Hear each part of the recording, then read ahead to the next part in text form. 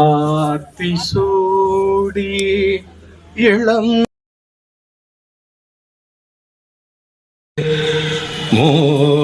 மோனத்திருக்கும் முழுவெண்மேனியான் கருநிறங்கொண்டு பார்க்கணல்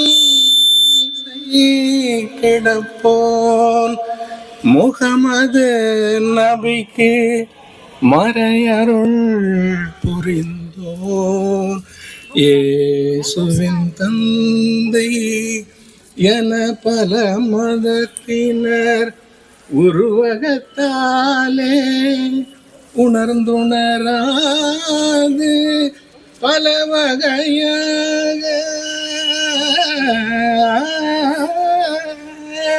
பல வகையாக பரவிடும் பரம்பொருள் ஒன்றே அதனியல் ஒளியுறும் அறிவா அதனிலை கண்டார் அல்லலை அகற்றினார் அதன் அருள் வாழ்த்தி அமர வாழ்வு எய்துவோம்.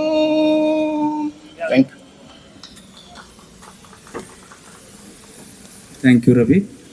Now I request President Sahitya Academy to welcome with the bouquet and shawl the chief guest of this morning, respected Sri Arjun Ram Meghwalji, Honorable Minister of State for Law and Justice and Parliamentary Affairs and also Culture.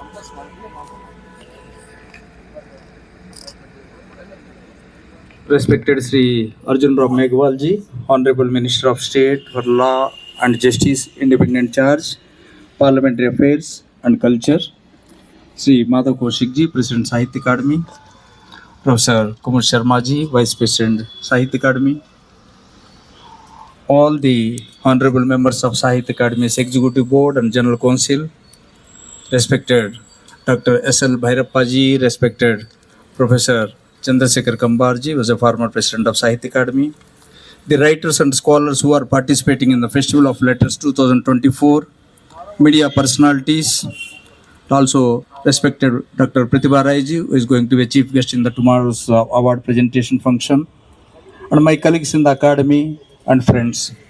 I am glad to welcome all of you for this edition of Sahitya Academy exhibition. This exhibition inauguration also marks the commencement of 40th edition of Festival of Letters. Started in 1985, Sahitya Academy has been able to organize the Festival of Letters without any break or interruption. In the year 1985, Festival of Letters, there were only a handful of programs and Academy has grown to organize the festival of international proportion. In fact, 2024 edition of Festival of Letters is the largest literature festival in the world, featuring more than 1100 writers representing about 175 languages, and the festival will have about 190 sessions and events. Apart from organizing the festival uninterrupted for 40 continuous years, one thing constant with the Festival of Letters is its inclusiveness. Looking back, we are all proud to say that Festival of Letters has always been, is and will always be India's most inclusive literature festival, featuring women writers, young writers, tribal writers, Dalit writers, writers from Northeast, LGBTQ writers, transgender writers, poets, critics, translators, publishers, playwrights, film personalities, distinguished minds from various walks of life, and through the years, we have made it a point to cater to all sections of literary community of India as much as possible. Sahitya Academy exhibition typically is a photo exhibition capturing the important events and achievements of the previous years through images. This is one continuing tradition. Actually, all the activities of Sahitya Academy are nothing but continuing traditions, including prestigious Sahitya Academy awards in 4 different categories. This continuing tradition has a significance and importance that is relevant to all ages and places, celebration of life and literature. This festival of letters is nothing but celebration of literature in diverse Indian languages. Tomorrow, Sahitya Academy is completing 70 years.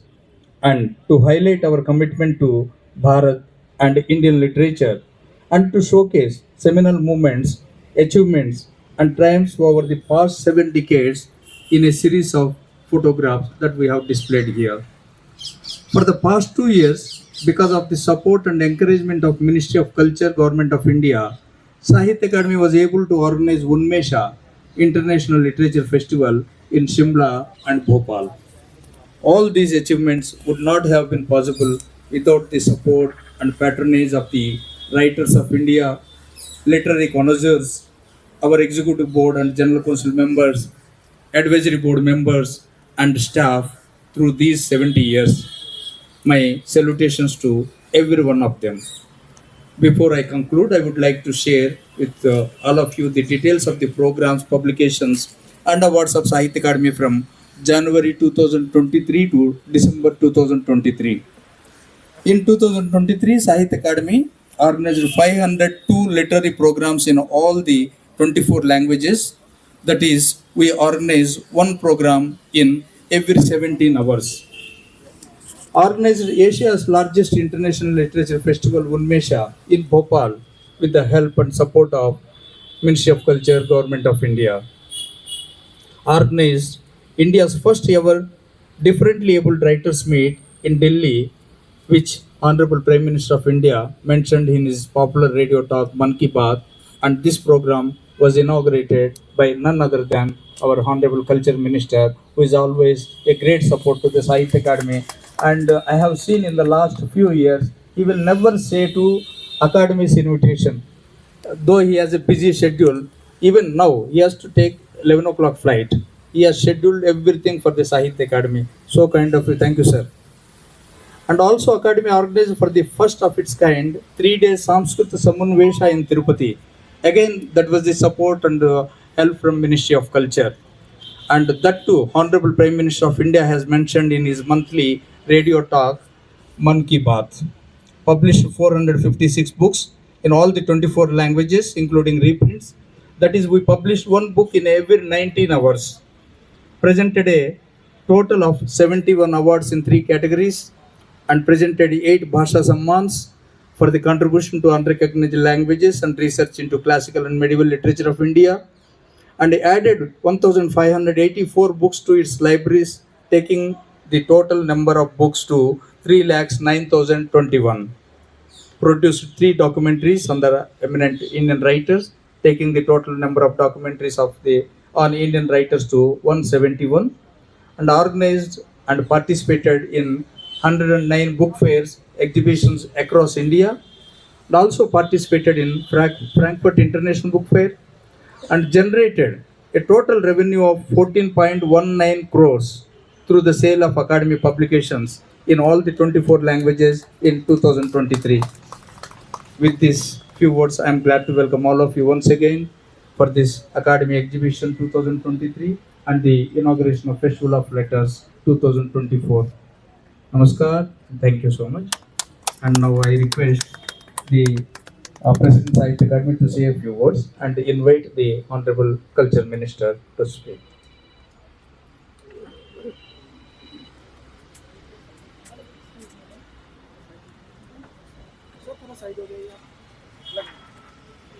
परम आदरणीय श्री मेघवाल जी, madam कुमुद Sharma ji, vice president साहित्य academy, के श्रीनिवास राव जी, सचिव, साहित्य अकादमी की general council के सभी आदरणीय सदस्यों, विद्वान साहित्यकारों और ऐसे ऐसे रचनाकार हमारे बीच आज हैं जो सच में जिन्होंने भारतीय साहित्य को गरिमा और महिमा प्रदान की है। कंबार साहब हैं, भैरप्पा जी हैं और इसी तरह से जितने हमारे फेलोज हैं वो भी हैं। मित्रों, राव साहब ने दो बातें आपको बताई। एक बात थोड़ी सी ज़्यादा डिटेल ना देते हुए विशेष तौर पे मैं रेखांकित करना चाहूँगा कि साहित्य अकादमी इन 70 वर्षों में भारत की जितनी भी साहित्यिक परंपराएं हैं, लिटरेरी ट्रेडिशंस हैं, जितनी भाषाएं हैं, बोलियां हैं, उनमें लिखा जाने वाला साहित्य जितना भी है उसको आपके सामने रखने में सफल रहे हैं। कोई भी ऐसा प्रांत नहीं, कोई देश की ऐसी बोली नहीं जहां तक हम नहीं पहुंचे। ये आयोजन इस बात का सबूत है कि इस देश की 175 ऐसी भाषाएं हैं जिनमें रचनाकार रचनाएं कर रहे हैं। दुनिया का सबसे बड़ा मुल्क जिसकी इतनी भाषाएं हैं, मैं तो अक्सर कहता हूँ कि India is a museum of languages. और हमारी सफलता के पीछे एक बड़ा कारण ये भी है, जैसे राव साहब ने बताया कि मंत्रालय का हमें पूरा सपोर्ट मिला है। सपोर्ट के अलावा हमें अर्थ की कभी कमी नहीं हुई और उसका एक कारण ये है कि मेघवाल साहब राजनेता होते हुए लेखक भी हैं और लेखक होने का जो फ़ायदा साहित्य अकादमी को मिला है उसके लिए हम शुक्रगुजार हैं। साहित्य मेघवाल साहब स्वयं आके कहते हैं कि जब मैं साहित्य अकादमी के परिसर में कदम रखता हूँ तो मैं भूल जाता हूँ कि मैं नेता भी हूँ। मुझे याद रहता कि मैं केवल लेखक हूँ और अपने भाइयों और बिरादरी के बीच में हूँ। तो हम बड़े आभारी हैं और अपने परिवार में आके हम एक लेखक का जितना सम्मान होना चाहिए उस हिसाब से करते हैं। तो मित्रों, भारतीय साहित्य की जितनी भी अभिव्यक्ति की विधाएं हैं, कविता, कहानी, उपन्यास, सिनेमा, सेलुलाइड, थिएटर, सब लोग आज जमा हैं।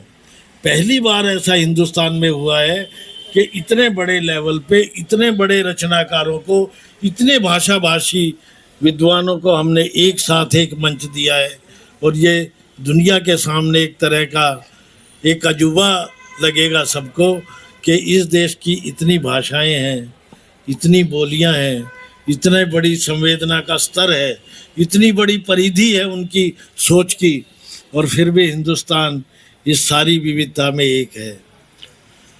हम अक्सर एक कोट राधा कृष्णन जी का करते हैं, Indian literature is one though it is written in many languages. और आप लोगों की ये जो हाजिरी है ये इस बात का सबूत है। ज़्यादा समय न लेता हुआ मैं आदरणीय मंत्री महोदय अर्जुन मेघवाल जी, जो एक लेखक भी हैं और लेखक के नाते मैं चाहता हूं कि तालियों से उनका स्वागत हो, दो शब्द के लिए आमंत्रित करता हूं।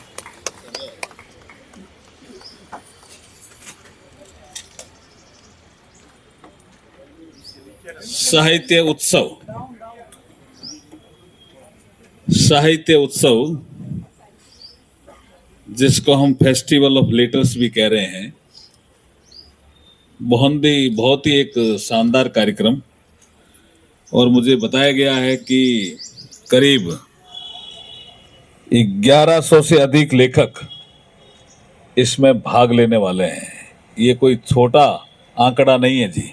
वैसे 1100 आंकड़ा शुभ है, लेकिन ये छोटा आंकड़ा नहीं है, बहुत अच्छा आंकड़ा है 1100। ऐसे शुभ अवसर पर उपस्थित हमारे अध्यक्ष साहित्य अकादमी माननीय माधव कौशिक जी, हमारे उपाध्यक्ष साहित्य अकादमी श्रीमती कुमुद शर्मा जी, हमारे सचिव साहित्य अकादमी श्री के श्रीनिवासन राव साहब, और चंद्रशेखर कंबार साहब भी पूर्व अध्यक्ष साहित्य अकादमी यहाँ उपस्थित है, नजर आ रहे हैं। हाँ, और हमारे बीकानेर से मधु जी आचार्य भी नजर आ रहे हैं, यहाँ दिख रहे हैं मुझे। साहित्यकारों की जो एक भावना होती है देश के निर्माण में, देश को बनाने में, समाज को बनाने में, परिवार को भी सुख में बनाने में, और मनुष्य को भी संस्कारित करने में बड़ी अद्भुत एक कला लेकर के साहित्यकार जन्म लेता है। और मुझे तो कभी कभी लगता है कि वो साधक होता है जी। जो साहित्यकार है वो मुझे कभी कभी लगता है कि वो साधना का आदमी होता है। मैं जब मधु जी को देखता हूं तो लगता है, मैं और साहित्यकारों को भी देखता हूं, मिलता हूं। मैं जैसे अगर बात करूं मेरे क्षेत्र के, जैसे अब इस बार कहा कि बोलियों के लोगों को भी बुलाया है, तो मैं अगर बात करूं मेरे क्षेत्र के कन्हैयालाल जी सेठिया, मैं एक बार मिला तो मुझे लगा वो साधक है। साधना, संगीत भी साधना है। और हम अगर बात करें, मैं मिलूं मेरे क्षेत्र में, अभी रहे नहीं वो अनाराम जी सुदामा, मैं मिलता था तो देखता था वो भी साधक है। तो मुझे एक याद आया, एक कोट है माधु कौशिक जी, और वो हमारे किसी क्षेत्र के साहित्यकार ने दिया होगा, मुझे ऐसा लगता है। नॉर्थ का ही कोट होना चाहिए वो। अभी आपने साउथ में जो हमारे महान कवि हुए सुवर्णम भारती, जिसको हम भारतीयार कहते हैं, उनकी सबसे पहले किसी ने यहाँ कविता संगीत के रूप में प्रस्तुत की, वो भी बड़े कवि हैं, ऐसा मुझे जानकारी मिली। लेकिन राग बहुत अच्छी थी, आप ताली बजाकर उनका स्वागत कर सकते हो। ये साधना से आती है जी, राग ऐसे नहीं आ सकती जी, वो साधना है। तो किसी कवि ने कहा, किसी साहित्यकार ने ऐसा कहा, माधव कौशिक जी, कि जब बरसात आती है, बरसात, रेनफॉल, तो प्रकृति खुश होती है, और जब इस धरती पर कोई साधक आता है तो संस्कृति खुश होती है भाई साहब। और मैं संस्कृति मंत्रालय का ही आदमी हूं, इसलिए मैं खुश हूं कि इतने साधक आए। आपके दर्शन करके मैं बहुत प्रभावित हूं, खुश हूं कि मैं अभी कहने ही वाला था, मुझे याद आया 26 जनवरी 1950 का वो दिन जब इस देश में संविधान लागू हुआ। तो टाइम क्या था, ऐसा कुछ लोगों में, कुछ कहते हैं ये समय था, कुछ कहते हैं ये समय था। मुझे ऐसा लगता है कि समय वही था जो आज आपने साहित्य उत्सव में रखा। हाँ, वही समय था। कुछ लोग कहते हैं 10:15 था। मैं 26 जनवरी 1950 की बात कर रहा हूं। कुछ लोग कहते हैं 10:16 था, कुछ लोग कहते हैं 10:18 था, जब संविधान हमारा लागू हुआ।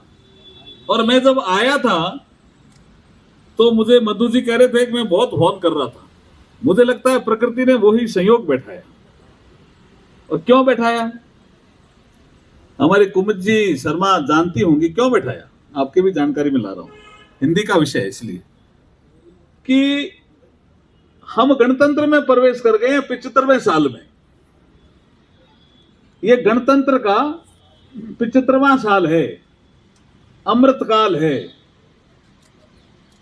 और 10:18, अधिकतर लेखक ऐसा मानते हैं, साहित्यकार, इतिहासकार मानते हैं कि 10:18 पे भारत में 26 जनवरी 1950 को संविधान लागू हुआ था।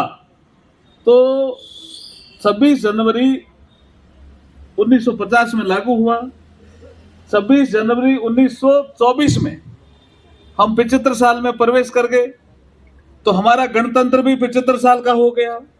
और इस गणतंत्र के 75वें साल के अवसर पर आप इतना शानदार कार्यक्रम कर रहे हो, और उसी समय कर रहे हो जब हमारा संविधान लागू हुआ था, उसी समय कर रहे हो। इसके लिए आपको बधाई और शुभकामनाएं। साहित्य से आपने जैसे कहा कि हम बहुत सीखते भी हैं। हमारे स्वतंत्रता संग्राम के जो अधिकतर वकील भी थे, लेकिन साहित्यकार भी थे संविधान निर्माण समिति में, जो हमारी कॉन्स्टिट्यूएंट असेंबली जिसको हम बोलते हैं। तो एक सब्जेक्ट आता है, मैं सोचता हूं किसके जो आप करीब 190 सेशन रखोगे, 6 दिन ये साहित्य उत्सव चलेगा, और 175 भाषाओं में इसमें 6 दिन तक 190 सेशन में अलग अलग सब्जेक्ट होंगे। लेकिन एक सब्जेक्ट मेरे ध्यान में आ रहा है कि जब संविधान लिखा जा रहा था, बाबा साहब भीमराव अंबेडकर ड्राफ्टिंग कमेटी के चेयरमैन थे, तो एक विषय लंबा चला कि संविधान लिखते समय फंडामेंटल राइट ये बहुत महत्वपूर्ण एक चैप्टर है और वो भाग 3 में आया, बड़ा चैप्टर है।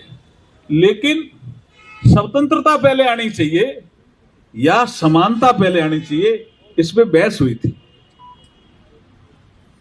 कोई मुझे कह रहा था इसमें सही कितना है, इसको आप रिकॉर्ड से चेक भी करें, कि एक साहित्यकार खड़ा हुआ और वो उस समय संविधान सभा का सदस्य था।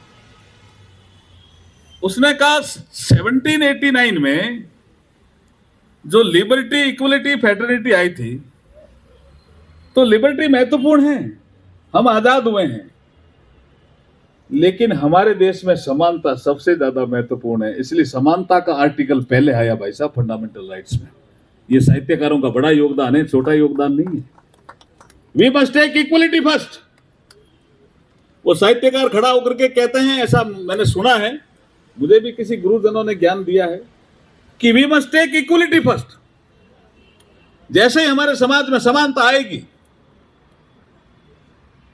स्वतंत्रता को हम अक्षुण्ण रख पाएंगे, ये हमारे में ताकत आएगी। इसलिए आर्टिकल 14 से 18 तक समानता है और 19 में फिर स्वतंत्रता शुरू हो रही है, जिसको व्यक्ति की गरिमा, ये सब विषय जो हम कह रहे हैं, रूल ऑफ लॉ, ये उसके पार्ट हैं। तो हम गणतंत्र के 75वें साल में ये साहित्य उत्सव कर रहे हैं, जिसको आपने नाम दिया है फेस्टिवल लेटर्स। बहुत ही सुंदर ये कार्यक्रम है और मैंने तो मेरे जीवन में भी साहित्य से बहुत सीखा जी। मैं, कुछ लोग कहते हैं कि आप कड़वा नहीं बोलते, आप मीठा बहुत बोलते हो, तो मैंने तो साहित्य से ही सीखा। माधव कौशिक जी, साहित्य से ही सीखा। कागा किसका मन हरे, कागा को क्या कहते हैं, क्रो कहते हैं, क्या कहते हैं, कौवा। कागा किसका मन हरे, मतलब हरे मन चुराता है क्या? कागा अगर बोलता है तो किसी का मन चुराता है क्या? ऐसा तो है नहीं ना। और कोयल भी उसी जैसी है। तो वो साहित्यकार कहता है कि कागा किसका मन हरे और कोयल किसको देत, एक जिब्या के कारण जग अपना कर लेत। ये साहित्य हमें सिखाता है। सिखाता है कि नहीं सिखाता? मीठा बोलना सिखाता है कि नहीं सिखाता, बताओ। और साहित्य हमें मानवता भी सिखाता है कि मानव धर्म श्रेष्ठ है, मानवता सबसे श्रेष्ठ है। इसलिए तो शायद कौन से कवि ने कहा है, मनुष्य है वही जो मनुष्य के लिए मरे, ये पशु प्रवृत्ति है कि आप ही चरे। कौन है भाई साहब? हैं? मैथिली शरण गुप्त, राष्ट्र कवि। ये देखिए क्या बात कहता है। वो कहता है कि पशु और मनुष्य में फर्क होना चाहिए। ऐसा नहीं है कि पशुओं में इंद्रियां नहीं है, और ऐसा नहीं है कि इंद्रियों से वो कोई काम नहीं करता, तृप्त नहीं होता, लेकिन मनुष्य में विवेक है।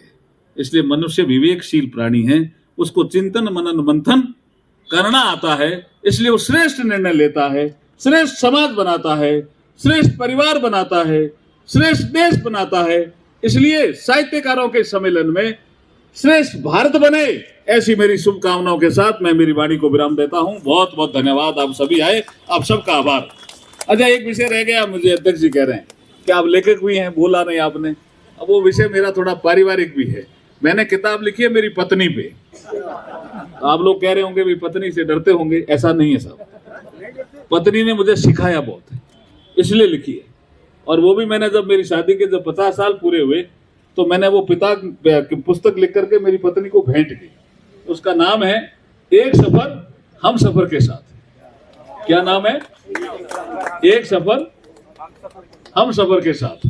और इसके लिखने के पीछे भी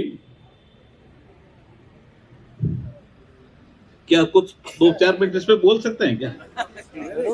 बोले कुछ बताएं इसमें, लेकिन आप सेशन रखेंगे तब ये तो मुझे आप रख लेना उसको सेशन में। थोड़ा अभी बोल दें।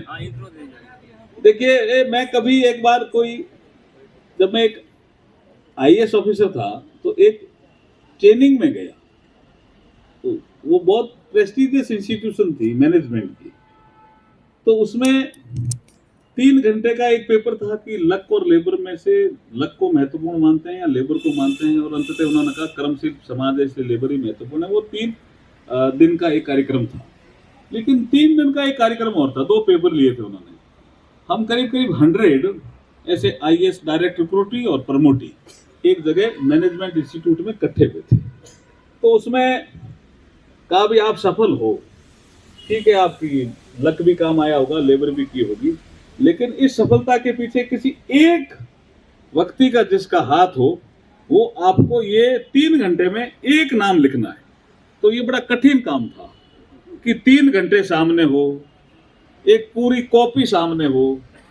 मैंने उसको कहा जब एक नाम लिखना तो एक ही पन्ना दे देते कि नहीं, साइकोलॉजिकल भी है ये, हम आपको ये 50 पेज की कॉपी देंगे, कोई काटेगा इधर काटेगा, कोई इधर लिखेगा, कोई इधर लिख, 3 घंटे में नाम एक लिखना है कि आप सफल हुए जीवन में।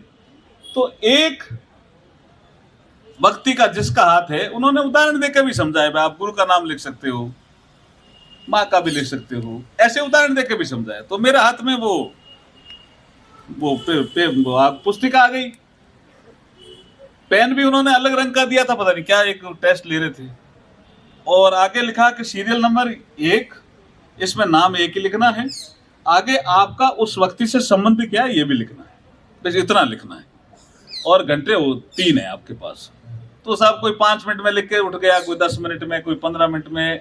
2 घंटे होने के बाद वो इन्विजिलेटर मेरे पास आया, मैं पूरी क्लास में अकेले ही बैठा था कि आप लिख नहीं रहे हो, 2 घंटे हो गए। मैंने कहा मैं सोच रहा हूँ पीछे से कि मेरे जीवन में सफलता में मेरे माँ बाप का भी योगदान है, गुरुओं का भी योगदान है, लेकिन आपका क्वेश्चन है कि सबसे ज्यादा योगदान किसका है। तो वो मैं सोच रहा हूँ। तो सोचते सोचते मेरे ध्यान में आया कि मेरे पत्नी का बड़ा योगदान है। हमारे उस क्षेत्र में ऐसी प्रथा थी, परंपराएं थी, वो हमारे हाथ में नहीं था। कम उम्र में शादी होना वो हमारे हाथ में नहीं था, निभाना मेरे हाथ में था। तो उसके बाद मैं सोचता गया कि मुझे ये कहा गया मेरी पत्नी के द्वारा बार बार, उस उम्र में जब हम कुछ समझते ही नहीं थे, 15 साल 14 साल की उम्र होती है क्या, बोला आपको स्कूल नहीं छोड़नी है। तो मुझे लगा भाई योगदान तो बड़ा है। फिर मेरे एक बार क्या हुआ कि 2 रुपए की कमी पड़ गई फीस में। तो मैं, एक स्कूल थी हमारी फोर्ट स्कूल, मैंने मधु जी को एक कथा कई बार सुनाई भी है, उसमें मैं फुटबॉल खेलने लग गया। तो एक टीचर ऐसा आया कि तुम यार, तुम्हारी 1.25 रुपये फीस है, वो तो तुम्हारी जमा है जुलाई में, लेकिन तुम फुटबॉल खेल रहे हो 3-4 महीने से, 2 रुपये फीस आपने जमा नहीं कराई, तुम्हारा नाम कट जाएगा। वो आया तो पहले दिन ही था, लेकिन कठोर और कड़क बहुत था। उसने कहा कल 11 बजे तक नहीं लाया ना तो नाम काट दूंगा। तो अब मैं उस समय 11वीं पढ़ता था और उम्र मेरी 16 साल, 16 हो ही नहीं होगी मेरे। और मैं गया घर, पिताजी घर पे नहीं। माताजी ने कहा आप दादी जी पूछो, दादी हमारी फाइनेंशियल कंट्रोल। मैंने पूछा भाई 2 रुपए चाहिए मुझे फीस भरनी। बोला स्कूल में पढ़ कर करनो कहीं है, घणो पढ़े का पागल हो जाए, यहाँ क्या मत। तो फिर मैंने कहा क्या करें। अब मैं सोच नहीं पा रहा था, इतने में मेरी पत्नी मुझे घूंघट में थी और मुझे मिली, पीछे ले गई कि आपकी तकलीफ क्या है, कि मुझे वो 2 रुपए चाहिए कल 11 बजे से पहले। बोला मैं दे दूंगी। मैंने आप कहाँ से दे दोगे। बोला ऐसा है कि मेरी माँ जब मैं पियर से वापस आती हूँ तो कोई 4 आना 8 आना 1 रुपया, वो 7 रुपये मेरे पास है, उसमें से नहीं दूंगी। मुझे आज सोचता हूँ कि वो क्या कल्पना रही होगी, हो सकता है कि कोई अच्छी कल्पना ही रही होगी, उसमें से नहीं दूंगी, वो मेरी माँ की अमानत है, लेकिन मैं 2 रुपये आपको दूंगी। तो वो हैंडीक्राफ्ट का काम जानती है, वो मैंने उस किताब में जिक्र भी किया है, उसका चैप्टर है एक। तो वो गई, हमारे गंगासर एक बाजार लगता है, माला की मिनियाँ लेके आई, और रात भर हमारे यहाँ लाइट नहीं थी घर में, चिमनी में काम किया, 2 बजे तक काम किया जैसा वो कभी कभी बताती है। और उसके बाद सुबह बाजार गई और वो कैसे करके उस माला के मिनिये को एक हार बनाया था बंदर बार जैसा, वो 9 रुपए में बेची आई। तो 7 रुपए तो उसके सुरक्षित रह गए, 2 रुपए मेरे लिए ले आई। और मैं साइकिल लेकर के जा रहा था टीसी लेने, भाई अब 2 रुपए है नहीं, तो मैं भी कुछ ज्यादा जानता नहीं था, भाई कट जाएगी तो कट जाएगी यार, बुनाई का काम है घर में, बुनाई कर लेंगे, नहीं खेती का काम है खेती कर लेंगे, नहीं तो मजदूरी कर लेंगे, अब करना तो पड़ेगा, शादी भी हुई है, कुछ तो करना ही पड़ेगा। ऐसी परिस्थिति में मुझे वो 2 रुपए, मैं साइकिल लेकर के जा रहा था, इसी कल्पना के साथ टीसी लेने जा रहा हूँ, और मेरी पत्नी सामने आती है पैदल, कह लो था 2 रुपया, और मैं लेकर के जाता हूँ। और मैं उस फोर्ट स्कूल की खिड़की पे जाता हूँ, मेरा उसने टीसी काट दी थी। मेरे को क्या आप 2 रुपए ले आए क्या? मैंने कहा मैं ले आया। तो उसने वो 2 रुपए देखे, तो गंदा नोट होता है तो वो लेते नहीं थे, कई बार कड़क था वो नोट। तो उसने ले लिया, लेकर के कहा मैं टीसी तुम्हारी काट चुका हूं, क्या करूं, लेकिन यार तुम रुपये बहुत अच्छे लाए हो, 2 पता नहीं क्या भावना आई, उसने मेरी टीसी को वापस काट करके वापस मुझे स्टूडेंट बना दिया। आज मैं पीछे मुड़ के देखता हूं, मैंने वहां इंस्टीट्यूट में भी देखा कि मेरी माँ का भी योगदान, पिताजी का भी योगदान, गुरुओं का भी योगदान। अगर मुझे वो 2 रुपए नहीं मिलते तो मैं आज यहाँ खड़ा होकर के मिनिस्टर नहीं होता भाई साहब। इसलिए मेरी पत्नी का सबसे बड़ा योगदान, इसलिए मैंने पुस्तक लिखी, एक सफर हम सफर के साथ। और मैंने कॉन्स्टिट्यूशन क्लब में एक वर्कशॉप की कि आदमी शादी करता है हैप्पी रहने के लिए, और शादी के बाद कोई हैप्पी क्यों नहीं रहता। इसके लिए 50 जोड़े आए ऑल ओवर इंडिया से। उनका मंथन बाद में दूसरी किताब में आया कि हमारे समाज से बड़ी गलती हुई कि शादी को हमने भौतिक माना। शादी भौतिक नहीं है, शादी दिव्य है। इसलिए वो दूसरी किताब भी है, वो मेरा संकलन है, मैं उसमें लेखक नहीं हूं, लेकिन 50 ऐसे अच्छे लोगों के उसमें आर्टिकल हैं। उस किताब का शीर्षक है दिव्य पथ दाम्पत्य का। जो दाम्पत्य का पथ है वो दिव्य है। तो दोनों ही रख लीजिए आप, यहाँ किसी न किसी में कोई टेक्निकल सेशन में दोनों रख सकते हो, अच्छी चीज है वैसे। इसलिए मैं पुनः मेरी पुस्तक का भी विवरण करने का आपने अध्यक्ष जी, राव साहब आपने, कुमुद जी आपने अवसर दिया, और आप सबने हाँ भरी के नहीं आप बोल सकते हो, तो मुझे अवसर मिला, उसके लिए आपका बहुत बहुत बधाई और शुभकामनाएं। बहुत बहुत धन्यवाद।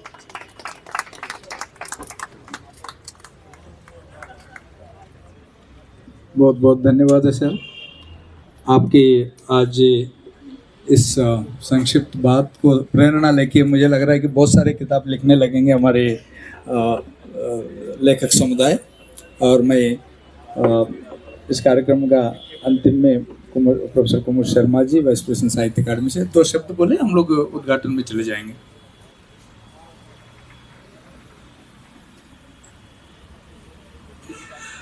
मंच पर आसीन परम आदरणीय श्री अर्जुन राम मेघवाल जी, श्री माधव कौशिक जी, श्री के श्रीनिवास राव जी, और इस पवित्र प्रांगण में पूरे भारत से आए हमारे साहित्यकार बंधुओं। अभी मेघवाल जी जब बोल रहे थे तो हम बिल्कुल दूसरी दुनिया में चले गए। और मैंने उनको कई बार सुना है, उनके भाषण सुने हैं एक राजनेता के तौर पर, और जब अभी बोल रहे थे एक लेखक के तौर पर, तो मैंने उनके भीतर संवेदना की गहराई देखी, और मुझे लगा कि जिस पुस्तक का वो जिक्र कर रहे हैं उसको मैंने भी पढ़ा है।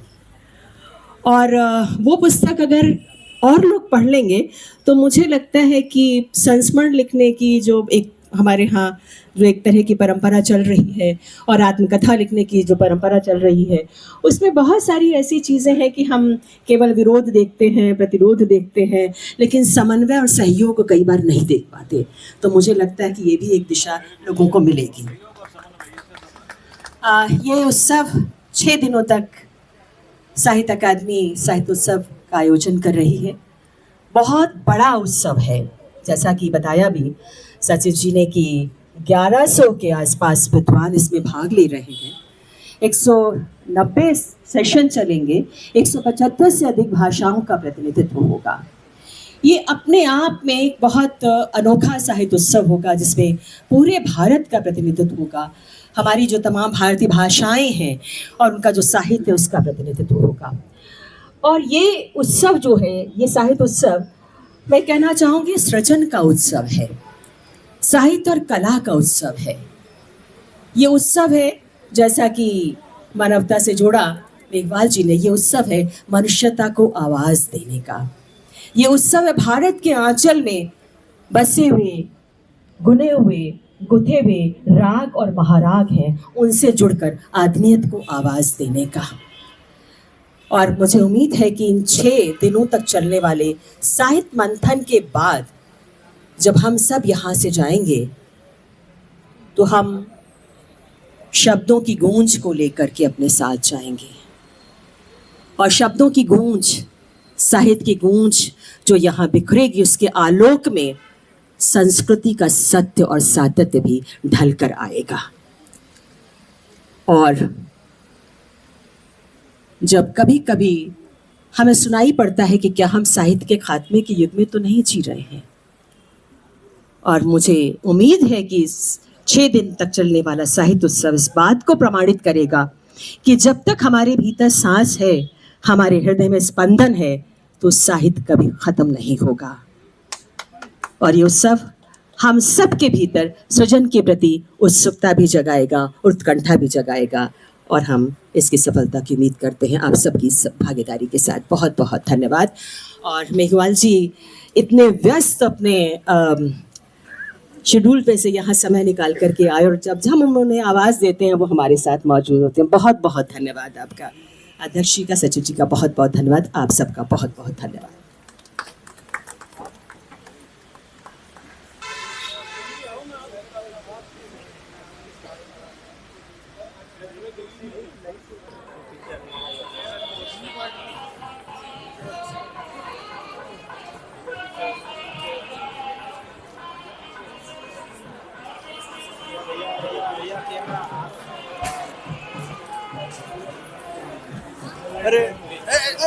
ध्यान से।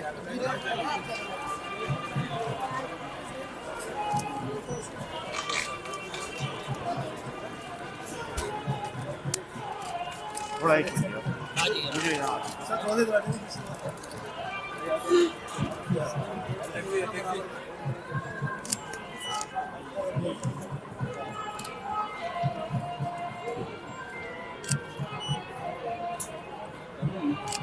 प्लीज।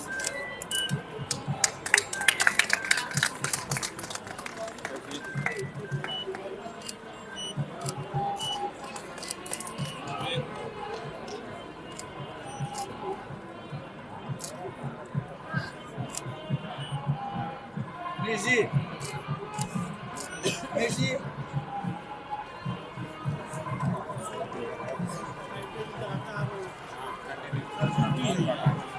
अच्छा